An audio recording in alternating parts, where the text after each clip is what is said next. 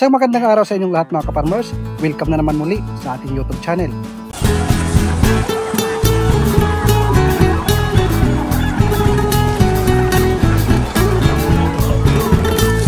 Nandito tayo sa farm ni Joey Panaw dito sa Barangay Pito, Gumarogo, Leyte. So ating papakita yung kanyang mga tanim upang i-share sa atin kung ano yung mga idea na kanyang mga ina-apply. Ito yung kanyang mga tanim na lakatan. Nasa 500 na puno ito. So makakasama natin si Kaparmers Joey Panaw. Busy siya sa kanyang ginagawa. Yung unang nasubukan ko ay mower.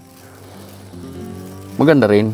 Gusto ko lang itong subukan itong Grass Zero kasi maraming sasabi maganda raw ito. Hindi naman sa nag-promote tayo ng herbicide o produkto. Susubukan lang. Subok lang. Pero ang laki nito. Magkano to? Nasa 900 plus. 1,100 kasama na yung shipping fee. 1,100. Isang galon lang. Samantala yung mower na nabili ko 600 liter lang. Ito naman 700 plus. 700 plus. Ito yung kanyang pangalan sa ating mga kapwa kaparmers. Pampinya. Pang pinya. Pwede siyang i-spray sa pinya. Hindi ba mamatay ang pinya nito pag natamaan? Baka manilaw. Sabi nila. Baka pag nanilaw. So subukan lang kung ano talaga.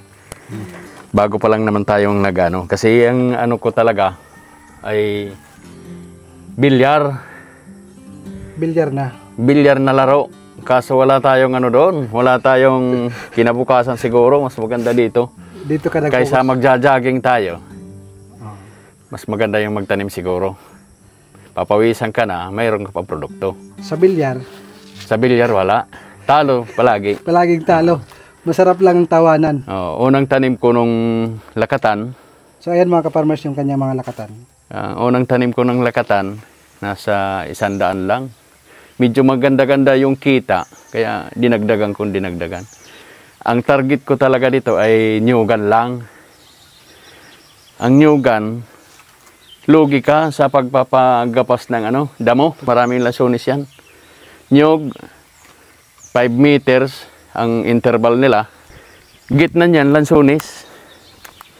Kaparmers, ano ba yung ideal na sukat ng pagtatanim ng lakatan na saging?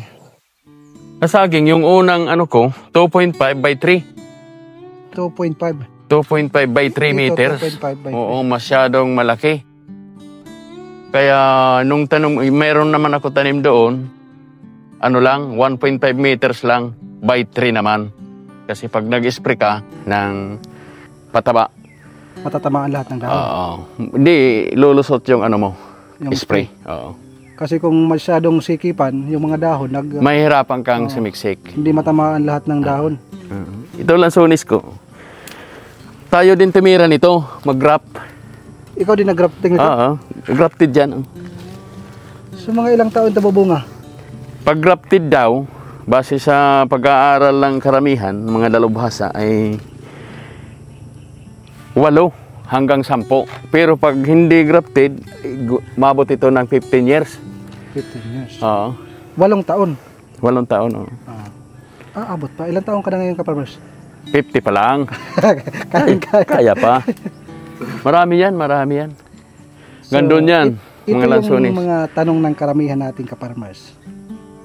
Sa pagsisimula mo, Kaparmers, magkano ba yung puhunan mo sa pagbibili ng yung panimula? Ito? Oo. Ito, nabili ko ito doon sa Barugo, sa proper ng Barugo.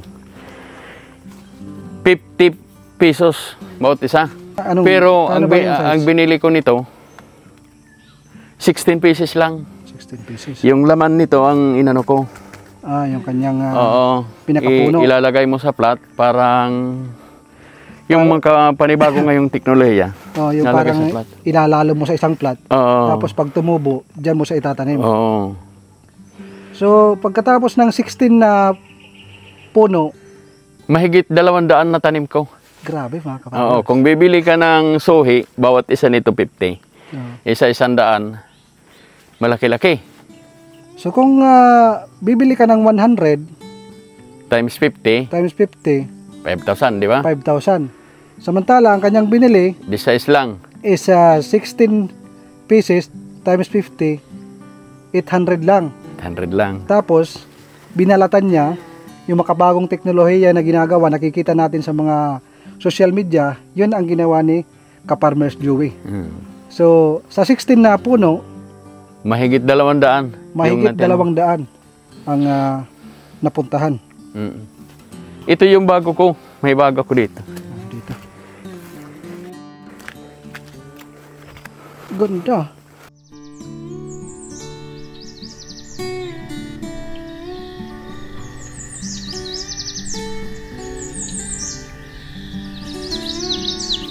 Ito yung bago. Nasa ano pa lang ito. Ito Ka-Farmers, ang ganda oh. Ito yung bago. Mahigit 3 buwan.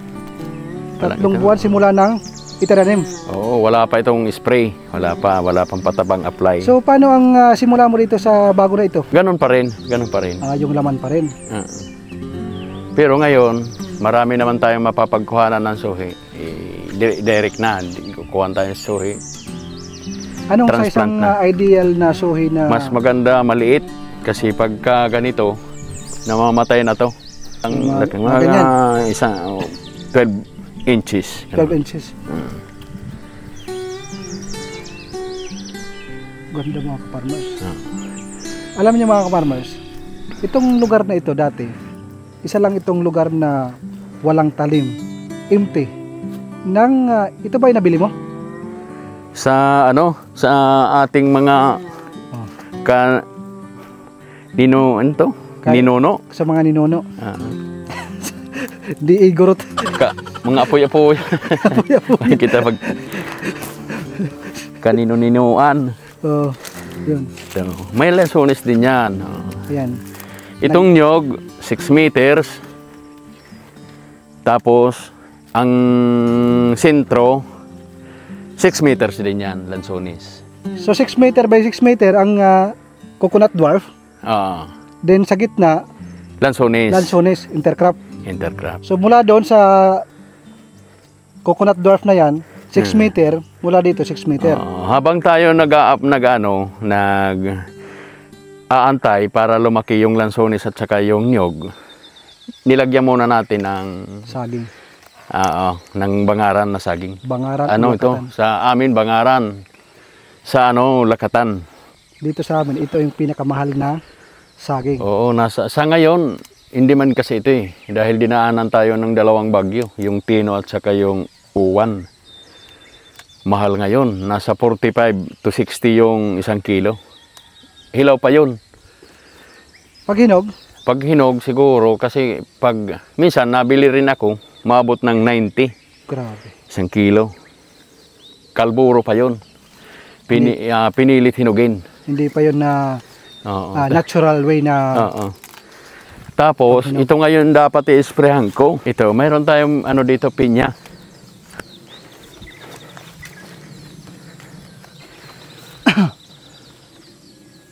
Ito, applyan natin ng herbicide. So, pag tinamaan ba yung pinya, hindi ba mamamatay? Hindi yon, pang pinya lang kasi yon na herbicide. Masubukan ko rin dun sa aking munting farm na sisimulan. Ano lang ito, try natin kung mag-click-click. Bali, nasa pa lang ito, mahigit 3,000 pa lang ito. So ito Ka-Farmers, tanim mo ba to? Ay ano yan? Yan ang root crop na noon. Bibihira na ngayon ang kumakain ito. Ang tawagin dito, kurot. Kurot, pag sa Tagalog, masakit yun. Kurot. Ayawan ko kung anong tawag niya sa Tagalog. Basta dito, kurot. Ayan. Pag tinagalog natin, masakit yun. Ginagamit ito mga Ka-Farmers. Nung kabataan ko pa, naalala ko, pag wala talaga, yung walang bigas, ang process nito ay ini-slice. Binababad sa asin at binababad sa tubig, ginuhugasan ng maayos kasi nakakalasing to. Ang purpose nito para kaya binababad sa asin para mamatay. Saka na ito iaano sa tubig, sa ilog ng mga 24 hours. Panay ang hugas para maano yung dagta niya. Kasi yung dagta nito ang nakakalason. Matindi ito pag nakalason. Mas masakit pa sa kurot. Napansin ko, Kaparmers, ang dami ng Kangkong. Kangkong. Palayan yan dati. Tinatamad na siguro yung nagtatanim dyan. Ang ganda niyan pag mayroon kang native na baboy at mayroon kang manok. Source of organic feeding. Pangdagdag lang sa iyong alaga. Ito, gaganda pa ito. Mayroon kasi akong binili sa San Roque, yung chicken manure. Yun ang pang ano ko. Magkano chicken manure dito? 300. Sako yun. Dry na yun? Oo. Ready to ano na yan. Pang ano na talaga. Pwede na pang abono na. Hindi na masyadong maamoy. Wala na kasi pag may amoy yan, mainit yan sa lupa. Kailangan yan i-decompose pa. Maaring maka-apekto o mamatay. Oo, maano yung sa ano natin ng saging. Pag mainit. Matanong ko lang, Kaparmers, mga ilang hektar ang lupa na meron ka dito? Ano ito? Nasa 2.4 kasi ang kabuuan nito mahigit 3 hektarya. Bali, nabili ko ito ang 3 share. Bali, nasa 2.4. 2.4 milyon? Di, yung sukat nito, 2.4 hektar. Mura lang ito kasi sa ano lang namin ito, sa lola.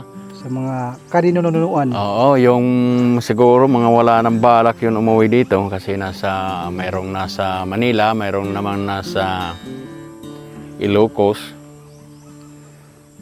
Wala na siguro silang interest nito. Kaya pinagbinta na. Kaya sa mga kaparmers natin marami yung kaparmers natin na nasa syudad na gustong pumunta ng probinsya para pumasok sa farming business. Mayroon naman mga taga-probinsya na ayaw ng balikan yung kanilang lupa dahil para sa kanila walang kita sa pagpa-farming. Mapagod, madumi, pero nasa tao pa rin yan. Matanong ko lang, magkano na ba ang kinita mo sa iyong tanim na saging na lakatan? Di naman ganong kalakihan pero kontento ka. Ano bang meron sa yung mawiwili ka talaga. Sa totoo lang, yung umpisa nito, parang gusto ko lang magtanim mga ilang piraso lang. Maganda pala ang kitaan. Tinuloy-tuloy ko na. Balak ko ito, ubusin, taniman ng lakatan. Kasi napansin ko, at saka itong pinya. doon pa lang, dinagdagdag ka dito, ibig sabihin, maganda ang kitaan kasi nagdagdag ka. Kasi wala tayong ano nito, natural na natural yan. Walang chemical na. Oo.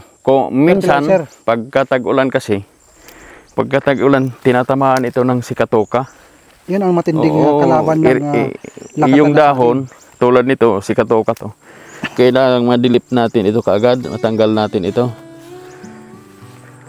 Yun lang ang nag-a-apply tayo ng foliar fertilizer para maiwasan. Pero effective naman yun. Oo. Maganda. Base sa iyong gastos dito na inilaan.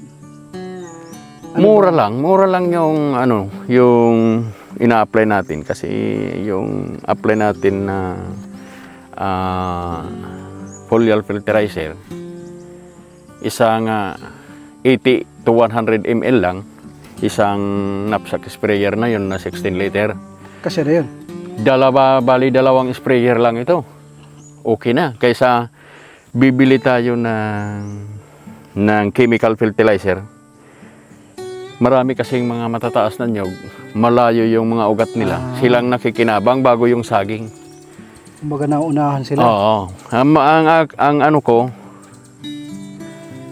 pagka nakaano tayo ng fertilizer katulad ng ano sa manok.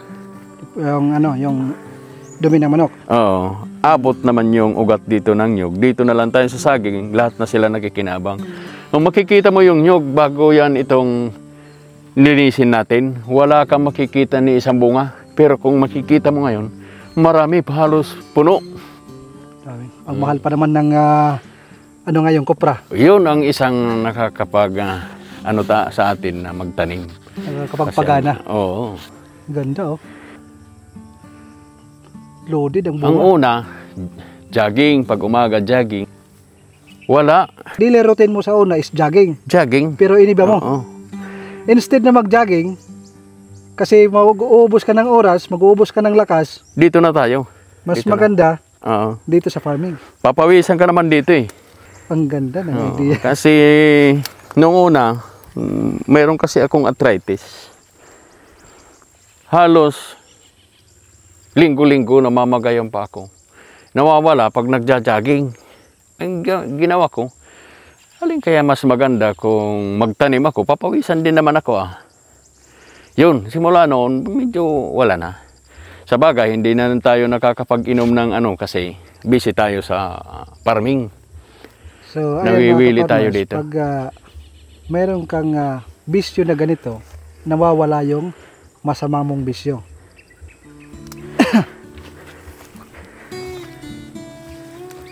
Malawak to, malawak. At saka magaganda pati yung tubo ng saging. Oh. Kikita mo yung tubo ng saging. Ganda. Hanggang doon pala oh. Hindi Hanggang doon sa kabila. At ang kagandahan ng kanyang pisto, nakapaikot yung palayan. Palayan, oo. Overlooking yung kanyang Maganda ito lupain. dito, pang resort. Pang resort ito na view. malay mo. Someday. Pagka siguro, pagka Pagbalik ko, tumama tayo sa loto. malay natin. Pero kahit tayo managinip, di tayo natama sa loto. Hindi naman tayo tumataya eh. Yun lang. Ito, yung ano natin, pinya. Yung i-sprayhan ko ngayon, Ito yung kanyang i-sprayan. Ito yung kanyang tanim na Oo. niya.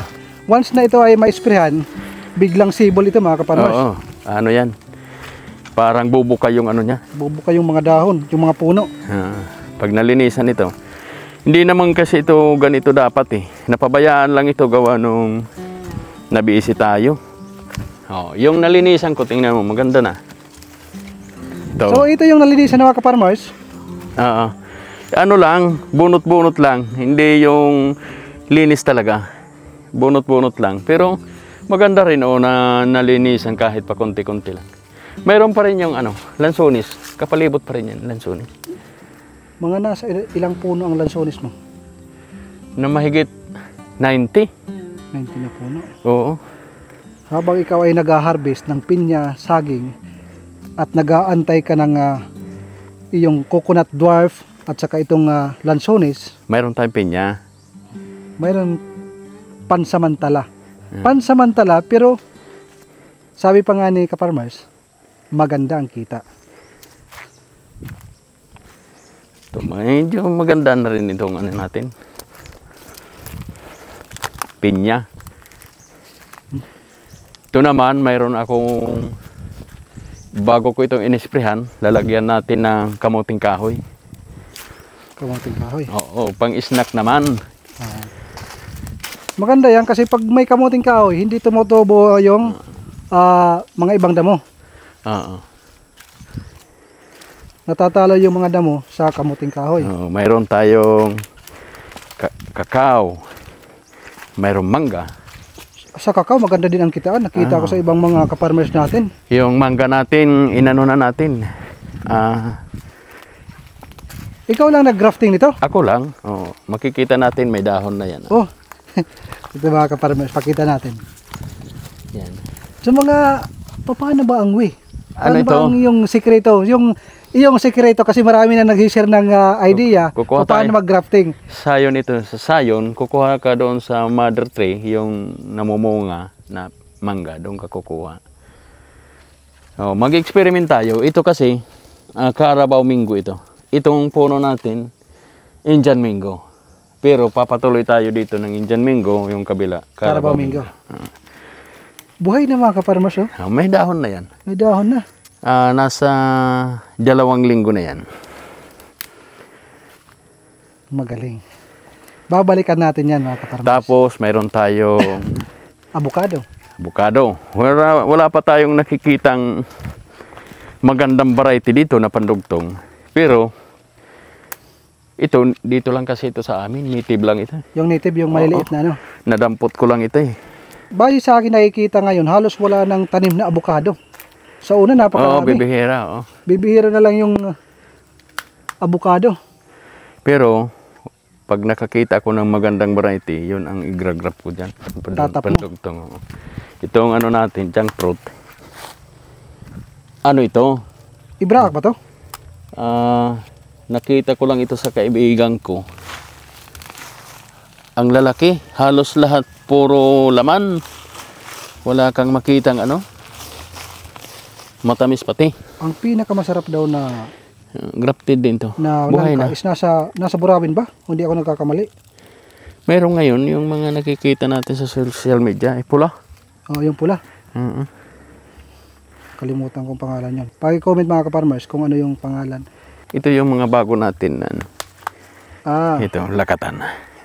Ibig sabihin mga ka-farmers. Hanggang doon. Ibig sabihin mga ka-farmers, yung nakikita nyo na 3 months, dito yung nagsimula. Oo. Ilang weeks na ito na tinanim mo? Mga sa 1 linggo pa lang yan. 1 linggo pa lang. Ganyan, no? Mayroon, hindi naman lahat ganyan. Mayroong maliit, mayroon medyo malaki. Ito kasi, pagka namatay ito, halimbawa namatay ito, sigurado susuhi yan ng panibago, mas malusog. Yung laman. Mas maganda yung tubo. Oo. Katulad nito. Ito. Ito yung tinanim natin. Ito yung tinanim natin. Tapos ito yung panibagong suhi niya. Titingnan natin yan sa development niya. Kung sino ang mas mataba. Oo, kung alin yung mas maganda dyan, titira lang tayo ng isa. Yun ang papatuloyin natin para pabungahin. So katulad dito mga ka-farmers, ito yung sinasabi ni ka-farmers na patay. Once na mamatay ito, mayroong itong laman. Oo, sigurado yan. Tapos yung laman na yon, tutubo yun kasi buhay pa yung laman. Pag tumubo, mas maganda ang ibibigay na sulit. Habang maliliit pa yung ano natin, lakatan, may nag-ano tayo ng ibang root crop, yung kasaba naman. Kamuting kahoy. Kamuting kahoy. Sa amin ay bilanghoy. Bilanghoy. Ang galing nga. Dito sa probinsya mga ka-farmers, basta't masipag ka lang, siguradong meron kang future. Pero karamihan sa atin kasi, ang mindset pa inom-inom, party-party lang at mga kung ano-ano lang na mga walang silbi ang ginagawa. Pero kung magpo-focus tayo sa ating ginagawa, katulad ng ginagawa ni ka-farmers Joey, sigurado tayo mayroong may pang party. Siya naman nagpapaparte. Sigurado may pang Next party. time mga ka-farmers, pag may party si ka-farmers, pupuntahan natin. Kasi para sa hindi pa nakakaalam, si ka-farmers Joey, first cousin ko. Yung papa niya at yung papa ko is magkapatid. So ayan, sabi ko, pwede natin ipakita yung iyong magandang farm. Maganda ito. Pagka na-fully develop ito, maganda to. Ito yung target ko, lalagyan ng daan. Ito dito. Papunta doon. Bali, 2 culvert lang doon okay na, makakadaan na dito so, sa sakyan. So, ayan mga ka-farmers, yan. Yun yung daan. Doon kasi tanaw na yung kalsada. Kalsada na yun. Pero kabilaan ito, kalsada din sa kabila, kaso yung dadaanan, ibang lupa. Ito naman, pag-angat sa kalsada, yun na yun, mayroon lang siguro mga 2 di pa lang. Kung papagbayarin man tayo, medyo may kaliitan na. Kung gagawan mo ng kalsada, mas makakatulong para sa kanila. Para madali silang makakapasok sa kanilang palayan. Ay, private naman ito eh. Private. Kasi pag ginawa natin kalsada, baka dito na dumaan papuntang barangay dito sa katabi namin, Banawang. Pag kinalsada to, anuhan na doon, babakuran na. Kasi mas malapit dito dadaan. Mahirap kasi pagka maraming papasok na ang lakatan kasi, prone yan sa virus. So kailangan may biosecurity. Oo. Sa mga tanim at kasama na rin yung alaga. Oo, halimbawa makapag-produce tayo nito ng 1,000 mahigit. Pag tinamaan yan ng lugi tayo. Pero wala sa ngayon, wala naman ako nakikitang niya. Mayroon lang, si Katoka lang, pakunti-kunti. Kaya naman natin subuin. Kung napansin nyo kaparmers, napansin nyo yung dahon hindi ganun kalago. Dahil nga, nang dumating yung bagyong Tino, tama ba? Oo, at saka yung uwan. Oh, yung dalawa. uwan, ang kanyang ginawa, tinanggalan niya ng mga dahon para siguradong hindi matumba yung kanyang mga lakatan na saging. Kasi sayang yun pag madaanan ng bagyo, ilalampaso, back to zero. Back to zero talaga. So sa kanyang paraan, na-prevent niya yung kanyang mga tanim. Ayan, nagsisimula na naman na sumibol yung mga dahon at ang ganda. Oo, makita natin mayroong anong pinya. Pwede pang pinya, tubo, lansones, tapos kape. Sa likod mayroong cotton pala, pwede sa cotton. Saan mo pala nabili yan? Anong Sa online platform? Online. Anong online ang napagbilihan mo yan? Triple A Triple A. sa TikTok. Sa TikTok, yung mga kaparmer. Sa TikTok, Mayroon din sa ano? sa Sa Lazada. Shopee, Lazada. Basta ito lang sinerch mo. Oo. Kuha tayong tubig.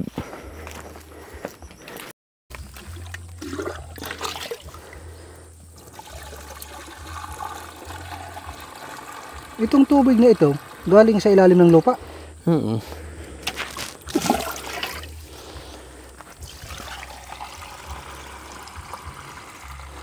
Malinis yan. Dito tayo naliligo eh. Paliguan ko ito eh. Actually mga kaparmers, sa mga unang panahon, yung sa mga gilid ng Palayan. palayan, doon pa nga kami umiinom eh. Naranasan ko pa yun.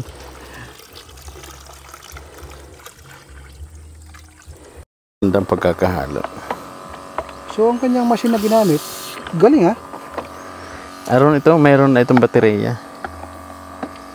Chargeable yung kanyang baterya. Mm. Hindi ka na mahihirapang mag-bomba. Bomba. Pwede din, mayroon din ito bomba. May manual, mayroong matic. Para pag naglobat. Ganda. Pero pag naglobat, uwi na lang. Charge na lang. Matagal-tagal din naman maano yung isang battery. 24 hours ito? 24 hours. Oo, mga ilang salang ito ng Hindi ka naman siguro mag-i-spray ng 24 hours. Oo, bawal kasi. Itong saging, pagka nagano ito, sa umaga lang at saka sa hapon, Hindi ka pwede mag-spray ng tanghali. di pwede.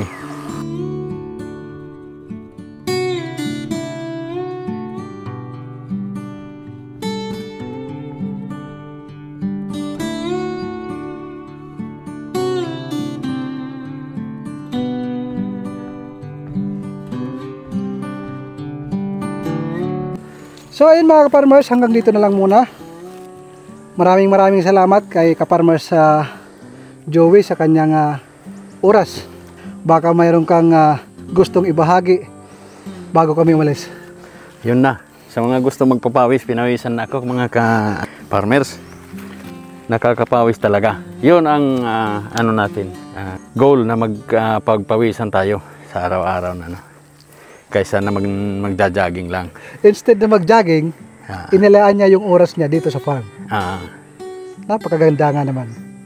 Pinagpawisan ka pa, mayroon ka pang aantayin na kita. So paano? Okay, thank you, thank you. Maraming salamat sa iyong oras. Okay, walang anuman.